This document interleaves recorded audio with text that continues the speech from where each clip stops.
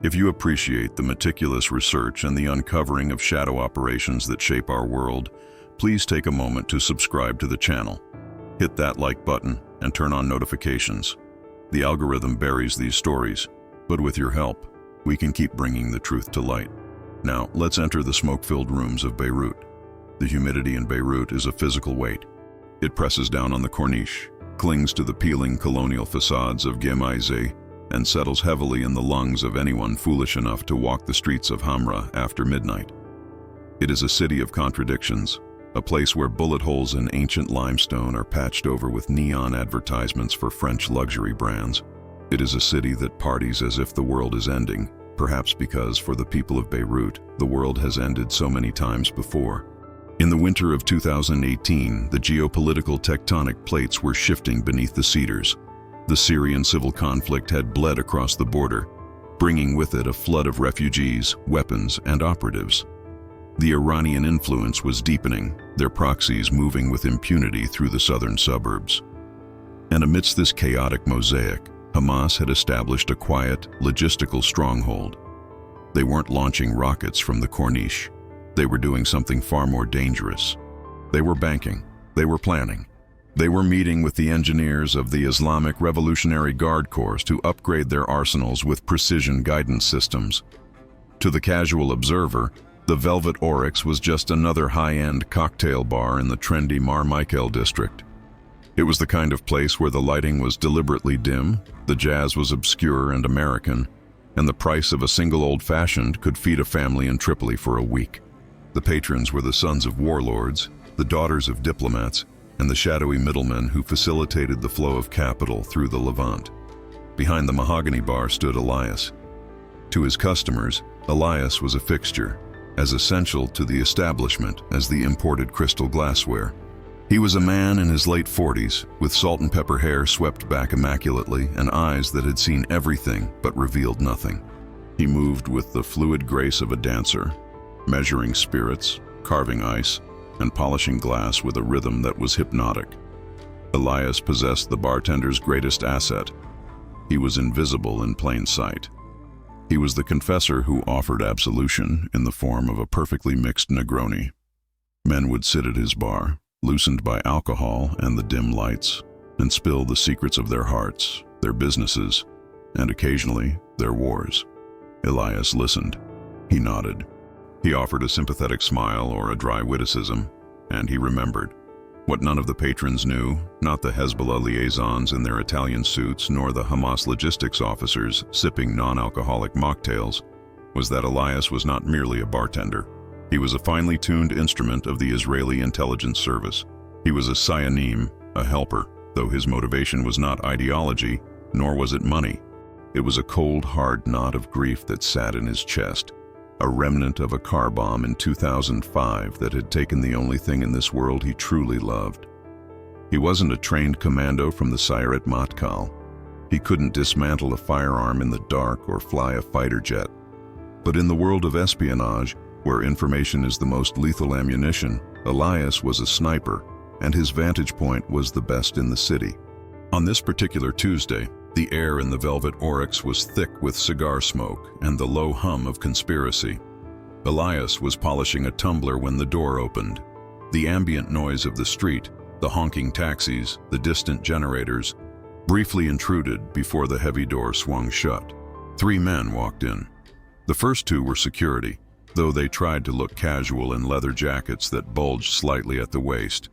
They scanned the room with the restless paranoia of men who make their living expecting trouble. The third man was different.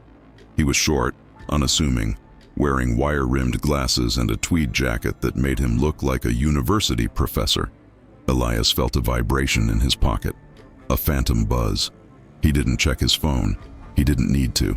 He knew who the man was. This was Nabil Al-Fayed, the professor. The man Mossad had been hunting across 3 continents. The man who didn't pull triggers, but who designed the financial networks that paid for the explosives. He was the ghost in the machine of Hamas's foreign operations, and he was walking straight toward Elias's bar. Chapter 2. The architecture of grief recruitment is rarely like the movies. There are no mysterious meetings on park benches in the rain with men in trench coats. In Elias's case, it had happened in a sunny cafe in Cyprus 3 years prior. He had been on vacation, trying to escape the memories that haunted his apartment in Akrafie. A man had asked to share his table. They spoke of the weather, then of coffee, then of the history of the Levant. The man, who introduced himself as Ari, had a warmth to him, a grandfatherly demeanor that disarmed Elias. It took 3 days of accidental meetings before the conversation turned serious. Ari knew about the explosion in 2005. He knew about Sarah, Elias's fiancée. He knew that the investigation had been stalled, the files lost, the perpetrators never found because they were protected by the very militias that now ran the neighborhoods. Justice is a rare commodity in our part of the world, Ari had said, stirring sugar into his espresso. But sometimes, we can create our own balance. Elias hadn't said yes immediately. He was a man of caution, but the anger that had been dormant, calcifying around his heart, flared up. He realized that serving drinks to the men who destroyed his country was slowly eroding his soul. He wanted to do something, not to burn the city down, but to surgically remove the cancer that rotted it from within. The vetting process was exhaustive. They didn't care about his physical prowess. They cared about his psychology. Could he keep a secret? Could he maintain a lie to his closest friends? Could he stand 3 feet away from a man he despised, serve him a drink with a smile, and not let his hand tremble? They tested him. Small tasks at first, reporting on the movements of a minor diplomat, identifying the license plate of a specific vehicle. Elias performed with the meticulous attention to detail that made him a great bartender. He understood that the difference between a good cocktail and a great one was a matter of milliliters. In espionage, he learned, the margin for error was even smaller. By the time Nabil Al-Fayed walked into the Velvet Oryx, Elias had been an active asset for 18 months. He had a handler, a Katza named David, who he never met in person in Lebanon. Communication was handled through a complex system of digital dead drops and coded signals. The professor, Al-Fayed, was a new target. The briefing Elias had received via a secure encrypted burst on a burner phone was specific. Al-Fayed is the key. He is the bridge between the Iranian funding and the Hamas procurement cells. We do not want to eliminate him yet. We need to know who he meets, what he is buying, and how he is moving the money. You are the eyes, you are the ears. Elias watched Al-Fayed settle onto a bar stool. The security men took a table behind him, close enough to intervene, far enough to give the illusion of privacy. "Welcome," Elias said, his voice a smooth baritone. He placed a coaster on the bar, the logo of the Velvet Oryx facing perfectly upright. "What can I get for you this evening?" Al-Fayed looked up. His eyes were tired, magnified by the thick lenses of his glasses. He looked like a man carrying the weight of an entire organization's logistics. "Water," Al-Fayed said softly. "Sparkling, with a slice of lime. And coffee, Turkish, little sugar." "Coming right up," Elias said. He turned to the espresso machine. His hands moved automatically, grinding the beans, heating the water. But his mind was racing. This was the contact. The game had begun. He wasn't just making coffee. He was building the foundation of a trap that would span the Mediterranean. Chapter 3. The Art of the Invisible Confidant. Tradecraft is not just about technology. It is about human engineering. During his training, brief, intense sessions conducted in safehouses in Europe, Elias had learned the concept of mice, money, ideology, coercion, ego. These were the levers used to turn a target. But for a deep cover asset like a bartender, the approach was different. It was about becoming a safe harbor. In a city of spies and warlords, everyone is paranoid. Everyone is watching their back. A bartender is neutral ground. If the bartender does his job right, he ceases to be a person and becomes a function. He is the furniture, and people say things in front of furniture that they would never say in front of a person. Elias served the water and the coffee. He placed them down with precision. He didn't linger. He didn't try to start a conversation. He stepped back, picked up a glass, and began to polish it, angling his body slightly away from Al-Fayed, but keeping his ear turned toward the target. This was a technique the Mossad trainers called passive elicitation. By appearing uninterested, you invite the target to lower their guard. For the first 20 minutes, Al-Fayed said nothing. He checked his phone constantly, his thumbs flying over the screen of a BlackBerry, an outdated device, but one favored by operatives for its encryption capabilities. Then the door opened again. A younger man entered. He was dressed in the latest fashion, distressed jeans, a tight black t-shirt, a heavy gold chain, but his eyes had the hard, fanatical glint of a true believer. This was not a logistics man. This was an operator. He sat next to Al-Fayed. He didn't order. "You're late, Karim," Al-Fayed hissed. He spoke Arabic with a Palestinian accent, but tinged with the inflections of years spent in Damascus. "Checkpoints," the younger man, Karim, grunted. "The party acts like they own the streets tonight." "They do own the streets," Al-Fayed retorted. "That is why we are here. Do you have the schedule?" Elias polished the glass. Swish, swish, swish. He controlled his breathing. "The schedule. It's in my head," Karim said, tapping his temple. "No paper. You taught me that." "Good. The shipment from Latakia is delayed. The Russians are asking too many questions at the port. We need to reroute through the Bekaa." Elias felt a chill. Latakia was in Syria. The Bekaa Valley was the Hezbollah stronghold in eastern Lebanon. They were moving something heavy. "The route is compromised," Karim argued. "The drones are overhead constantly. If we move the guidance kits through the valley, we risk losing everything." Guidance kits. Elias set the glass down. He needed to mark this moment. He picked up a bottle of Iraq and moved to the other end of the bar to serve a couple who had just walked in. As he poured, he tapped a sequence into the POS system, ostensibly logging a sale but actually triggering a silent signal. Mossad had rigged the cash register. A specific sequence of voided items was a code. Target active. Intel acquired. When he returned to Al-Fayed, the conversation had shifted. They were talking about football. The brief window of operational talk had closed. But Elias had what he needed. He knew the commodity, guidance kits, the origin, Latakia, and the bottleneck, the Bekaa route. "Another coffee?" Elias asked gently as he saw Al-Fayed's cup was empty. Al-Fayed looked at him, really looked at him for the first time. "You are not Lebanese, are you? Your accent. It is from the south?" It was a test. A small one. "My mother was from Sidon." Elias lied smoothly, sticking to his legend. "My father was Greek. I am a mongrel of the Mediterranean." Al-Fayed chuckled. It was a dry, rasping sound. "We are all mongrels here, my friend. All fragments of empires that didn't want us." "True," Elias said. "But the coffee is good." "The coffee is excellent," Al-Fayed conceded. "Make it two." The barrier was breached. Elias was no longer just furniture. He was the man who made excellent coffee and understood the tragedy of the region. Chapter 4. The Ghost in the Machine. The Intelligence. Elias provided that night traveled a circuitous route. From the rigged register in the Velvet Oryx, the data packet was burst transmitted to a secure server in Cyprus, then encrypted and bounced to a listening post in the Negev desert.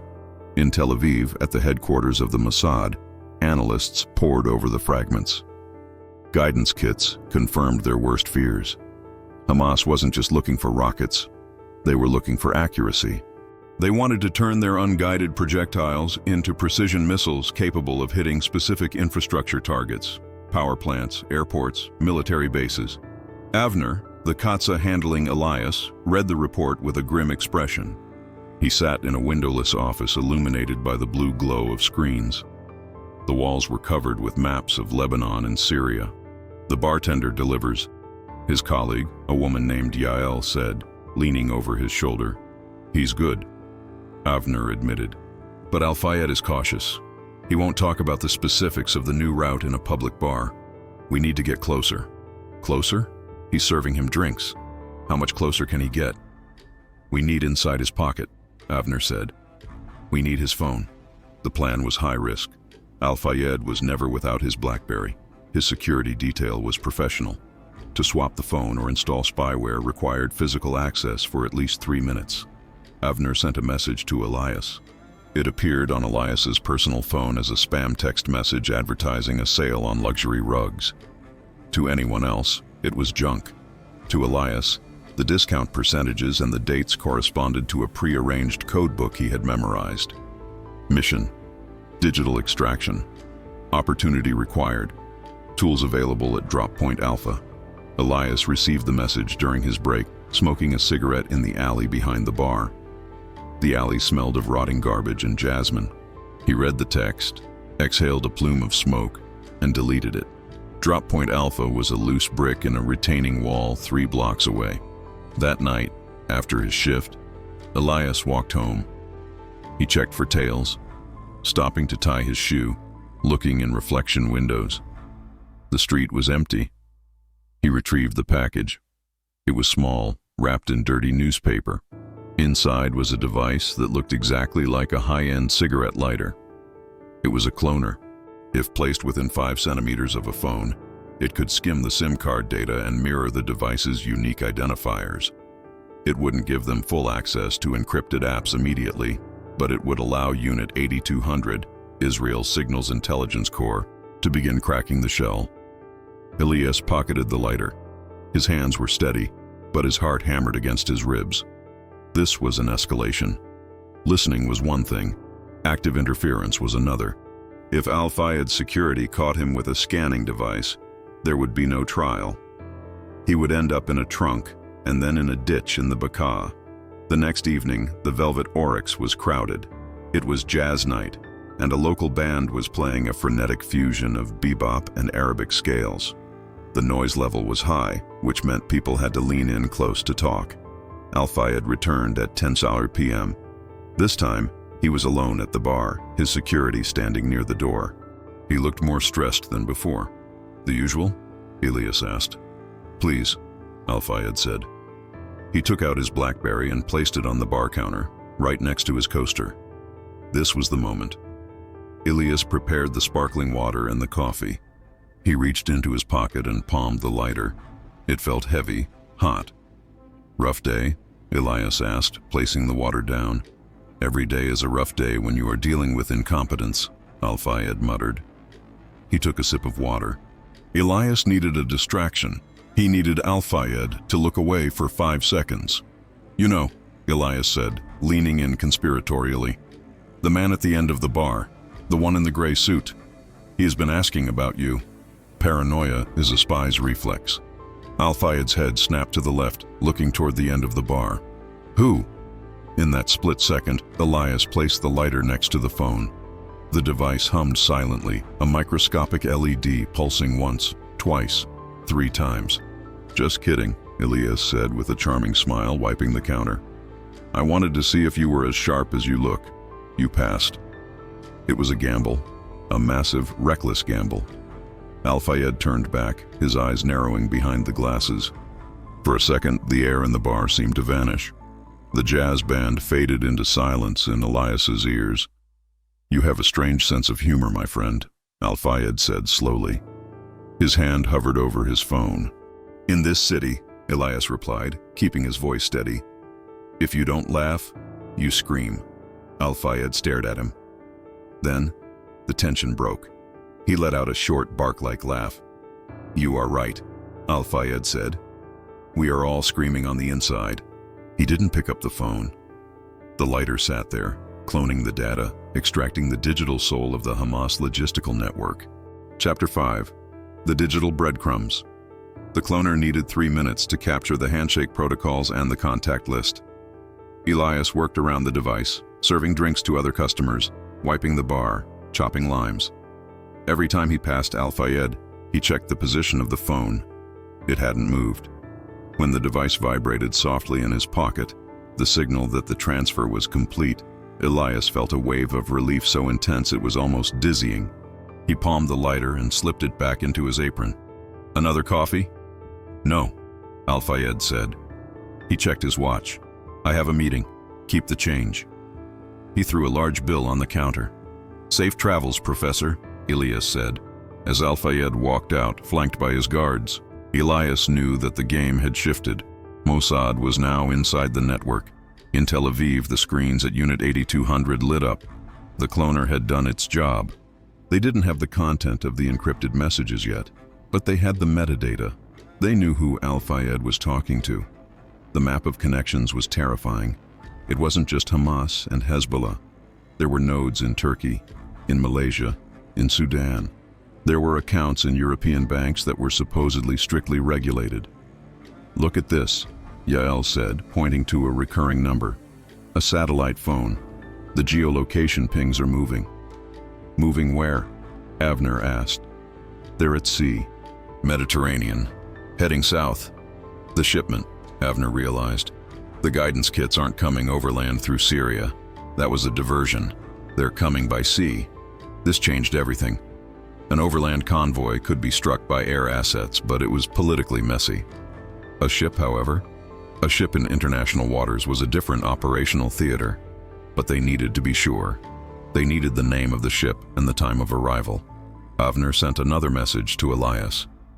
"Target hooked. Need confirmation of maritime assets. Look for names. Poseidon, Cedar Star, or Odessa." Elias received the message the next morning. He memorized the names. 2 nights later, Karim, the young operator, came into the bar alone. He was drunk or close to it. He was celebrating. "Give me the best whiskey you have." Karim slammed his hand on the bar. "Blue Label, the whole bottle." "Celebrating something special?" Elias asked, pouring the amber liquid. "Victory, my friend," Karim slurred. "We outsmarted them. The Zionists. They are looking at the mountains, but we are coming from the water." Elias's heart skipped a beat. He leaned in, pouring himself a shot of water to mimic drinking with the customer. "To the water," Elias toasted. "To the Lady of the Sea," Karim corrected him, raising his glass. "She arrives tomorrow night, and she brings gifts." The Lady of the Sea. Not Poseidon, not Odessa. A new name. Elias waited until Karim stumbled to the bathroom. He wrote the name on the inside of a matchbook and slipped it into his shoe. When Karim left, staggering into the Beirut night, Elias closed the bar. He didn't go to the dead drop. This was too urgent. He used the emergency protocol. He went to an internet cafe in a different neighborhood, logged into a secure gaming forum, and posted a comment on a thread about a strategy game. The level is Lady of the Sea.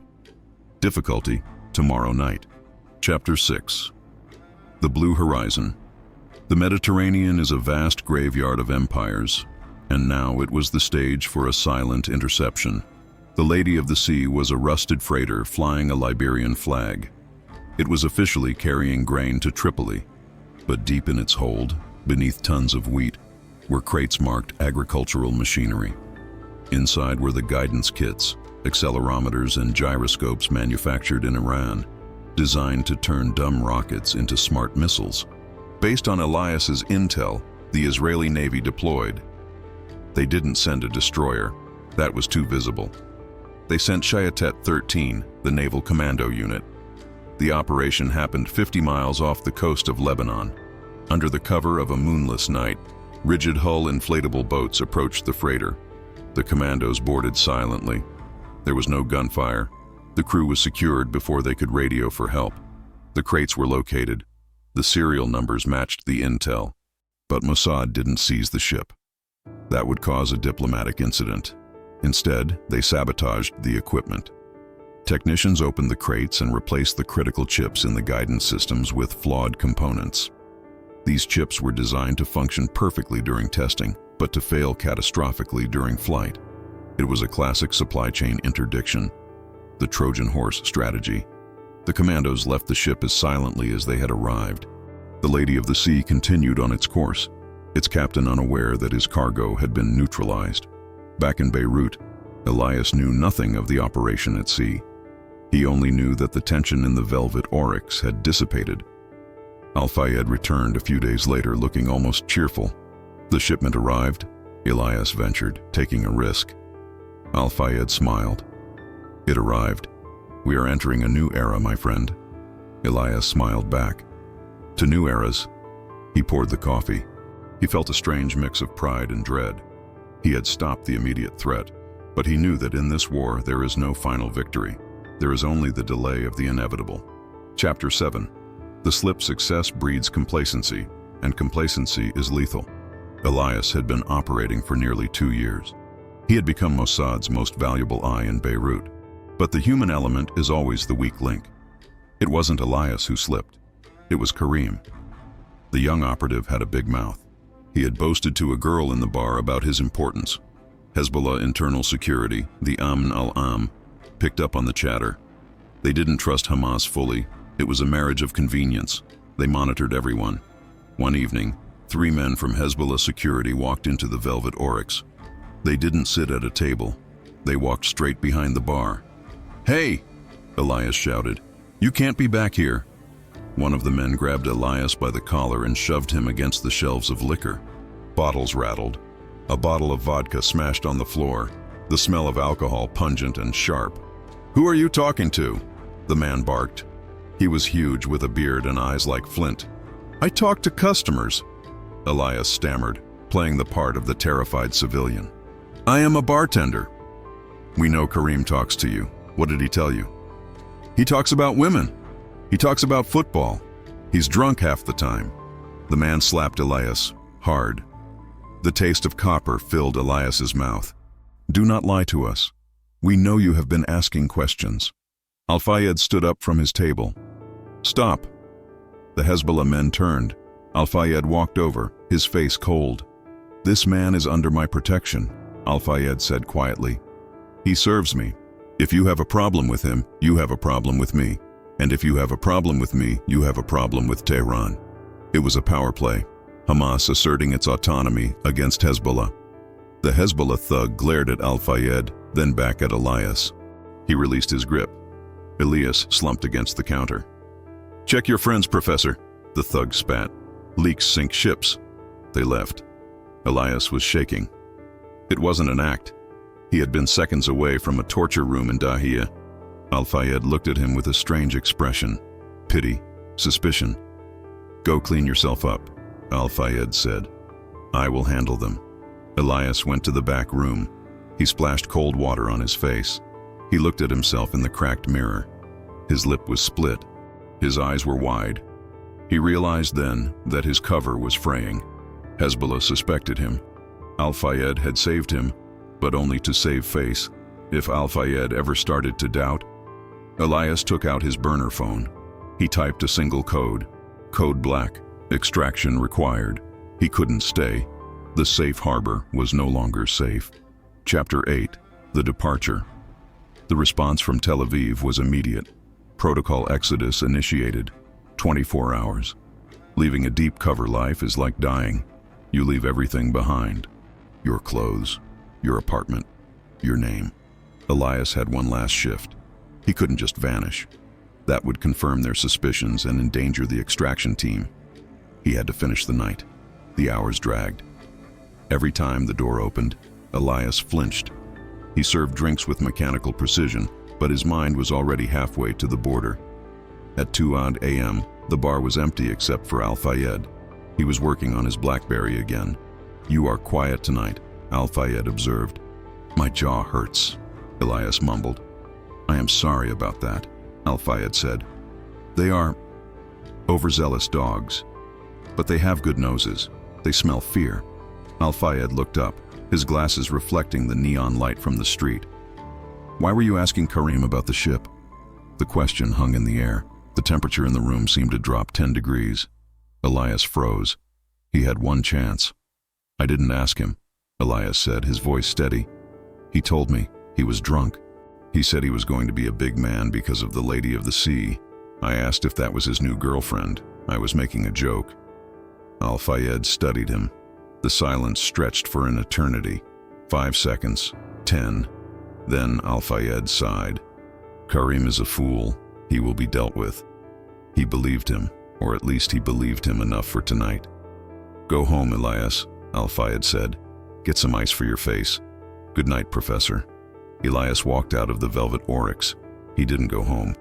He walked 3 blocks east, turned down an alley, and stripped off his apron. He threw his phone into a dumpster. A black van pulled up. The side door slid open. A woman inside nodded. "Get in." Elias climbed in. The door shut. The van sped away toward the coast. Chapter 9. The Legacy of a Ghost. 2 weeks later, in a safe house in Cyprus, Elias watched the news. There had been an accident at a Hamas weapons depot in Gaza. A test of the new rockets had gone wrong. The guidance systems had malfunctioned, causing the rockets to detonate on the launch pad. Several key engineers were gone. The infrastructure was heavily damaged. The Trojan horse chips had done their work. Elias turned off the TV. He sat on the balcony, looking at the sea. He was safe. He had a new passport, a new name, and a bank account that would keep him comfortable for the rest of his life. But he felt hollow. He had won. He had avenged Sarah. He had stopped the missiles. But he missed the bar. He missed the jazz. He missed the feeling of being the invisible man in the center of the storm. In Beirut, the Velvet Oryx was still open. There was a new bartender. He was younger, faster, maybe better with the cocktails. Nabil Al-Fayed still went there. He sat at the same stool, but he never spoke to the new bartender. He drank his water in silence, looking at the empty space where Elias used to stand, wondering perhaps if the man who made the best coffee in Beirut was a friend who fled, or a ghost who had played him for a fool. In the world of intelligence, there are no happy endings. There is only survival, and the stories we tell ourselves to sleep at night. Elias took a sip of his coffee. It was good, but not as good as the one he made.